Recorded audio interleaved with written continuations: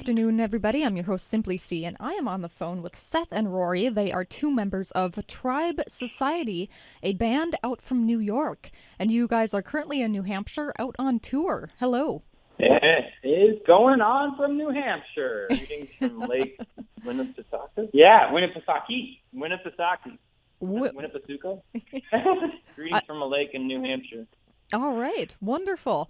And now you guys are actually out on tour with the Googoo Dolls and Collective Soul. Yes, ma'am.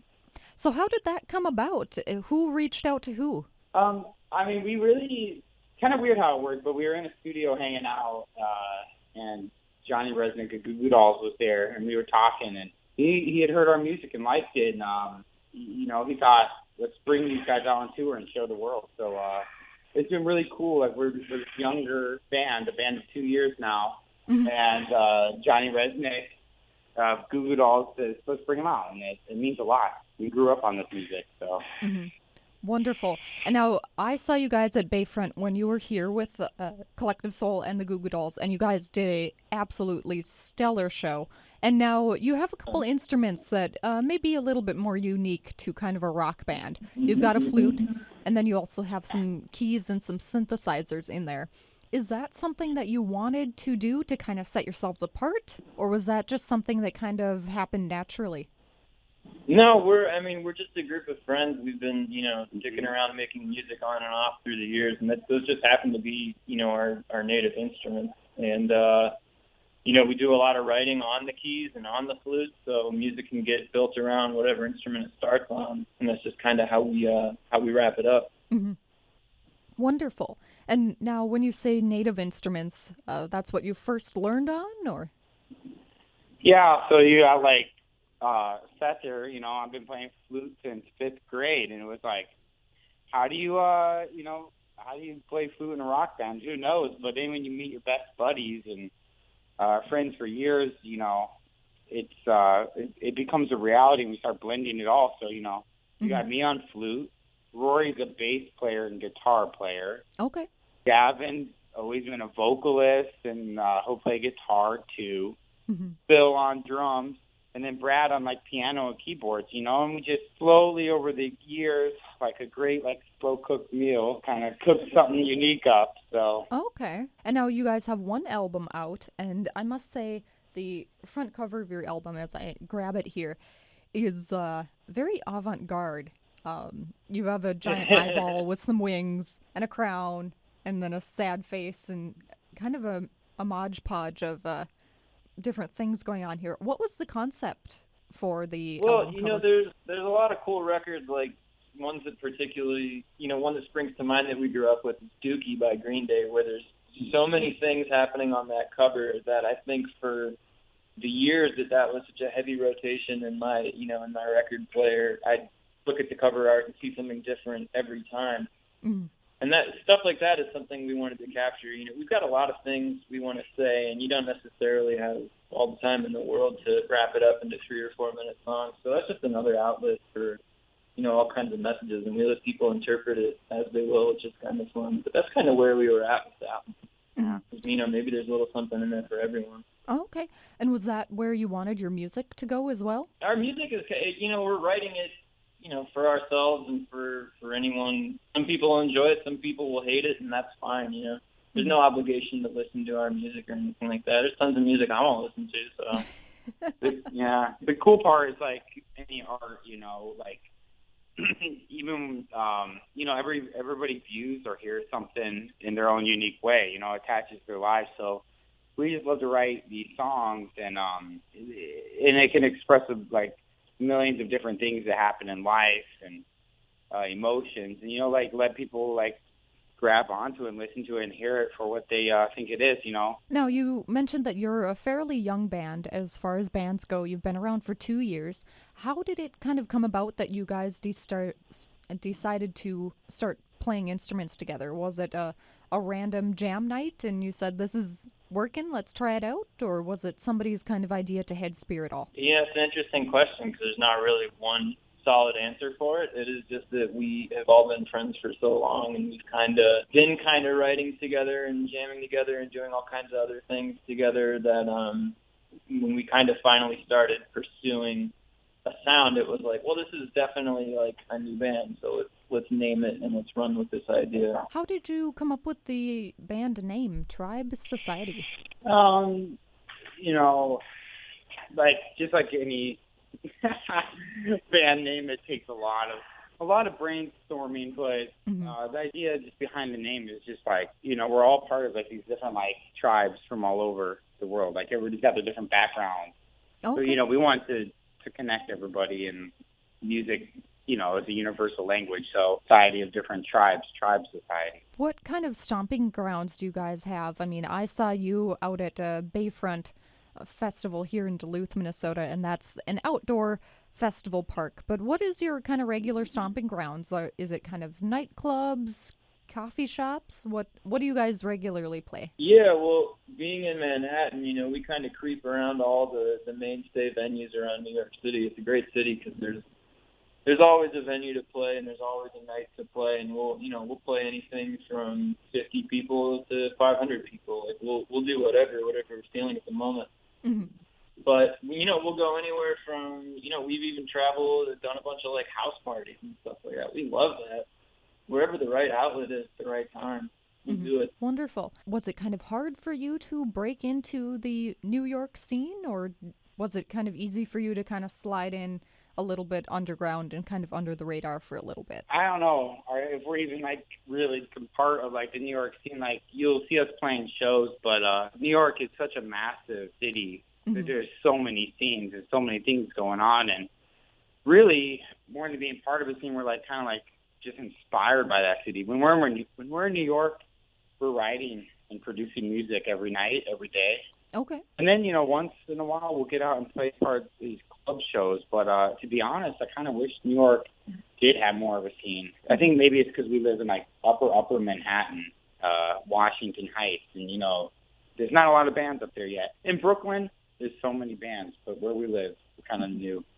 Oh, okay. So you're a trailblazer then. A bit of it, but I hope I always like meeting other musicians and other bands, and they are moving up there, so you never know. Well, you'll pave the way and then give it a year and a half, and all of a sudden it'll be flooded with bands. Yeah, maybe. If we don't just keep going back to Duluth, it was beautiful up there. You could. You are always welcome to. I know I'd love to see you again. Time. It is amazing. That was definitely some of the best times we've had on this tour so far. It's an awesome crowd, an awesome career, and you guys brought in some great weather, which was nice. Oh yes, yeah, that was a perfect night. A really light breeze. It wasn't too hot, wasn't too cold. There weren't any beautiful clouds venue. in the sky. Perfect bridge.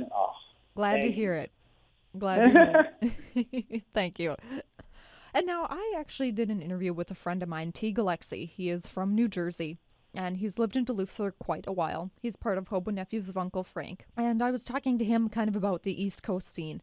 And granted, he's been in Duluth for a little while, but he said that when he started out in that scene, it's more along the lines of cover bands and making money out there. Is that kind of something that you guys have seen, being a band out there, or has the scene kind of swapped? For sure. I just think that, like, the way for us, we wanted to make original music. We felt like we had something to say as a group, and so we have a lot of friends that play cover bands, and they're amazing musicians, and maybe they do have, like, solo projects or something, but our band's always just been kind of focused around, like, writing original music.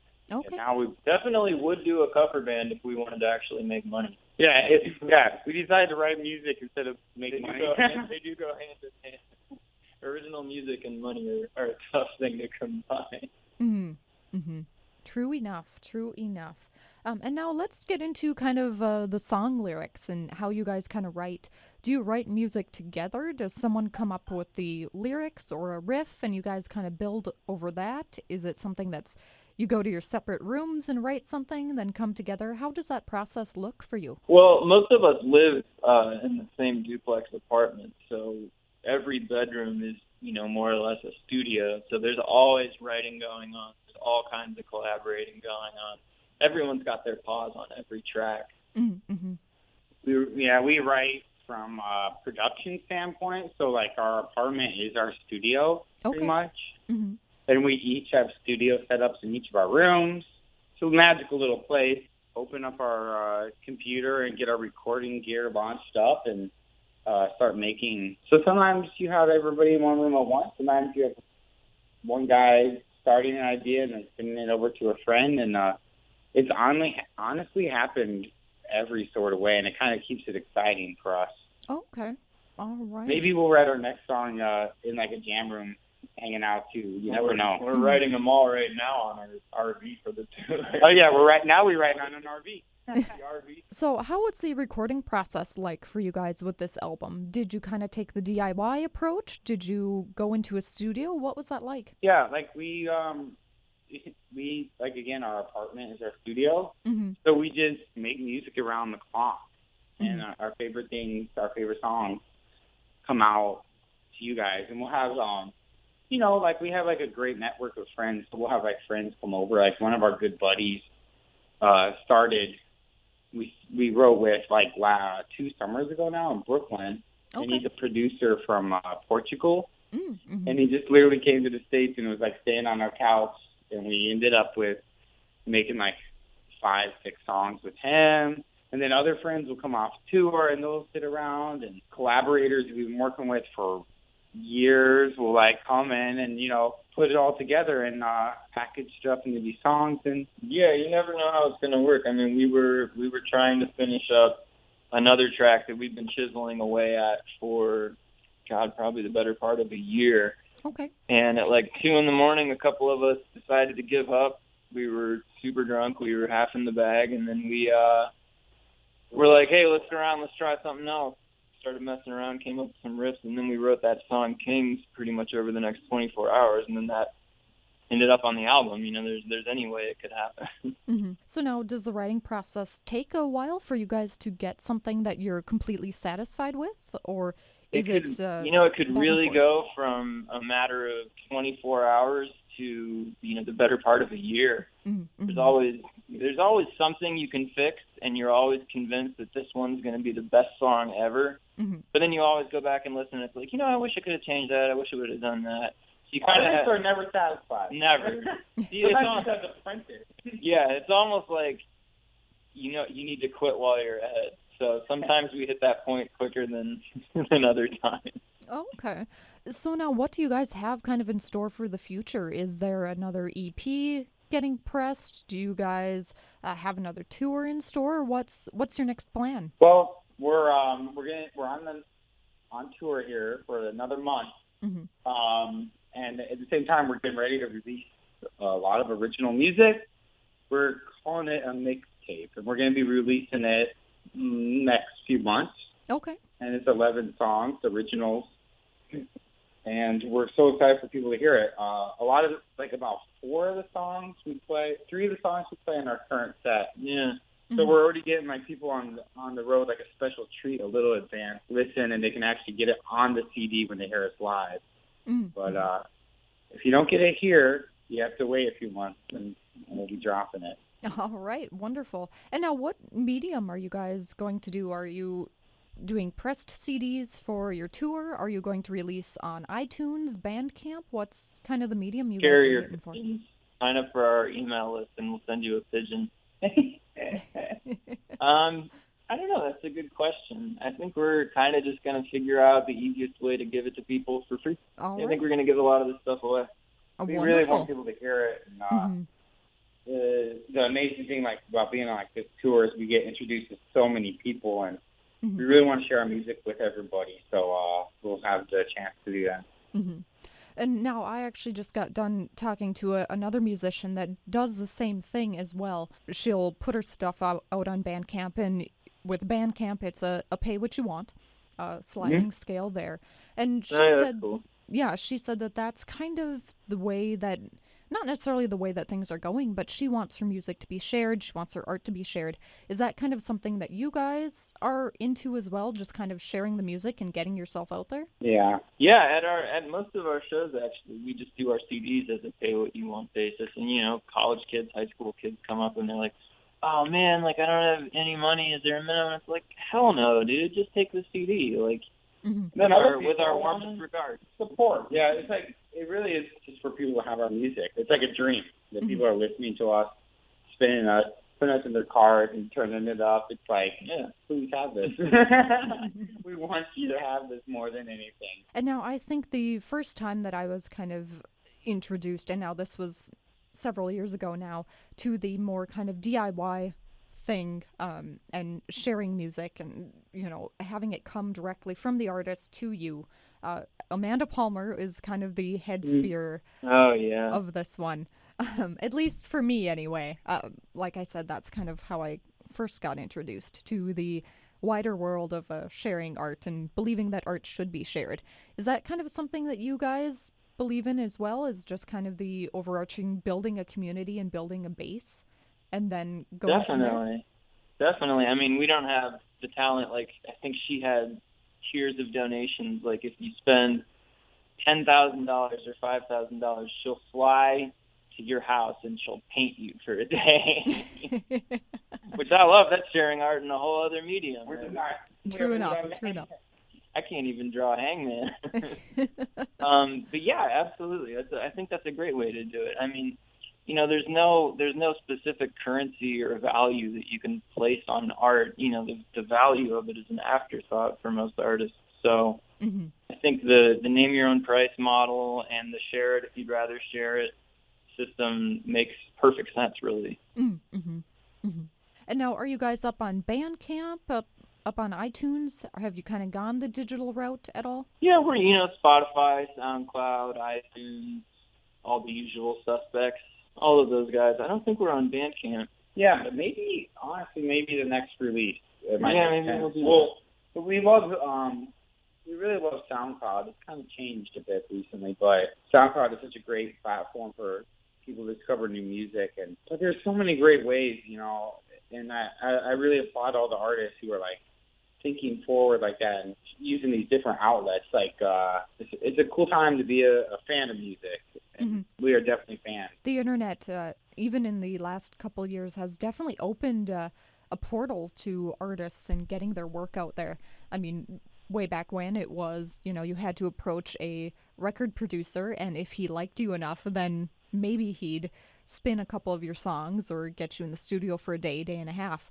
And now, I mean, everything is at your fingertips. You have, like you guys, you've got at-home studios where you can produce your records at. You've got podcasting and SoundCloud and everything else.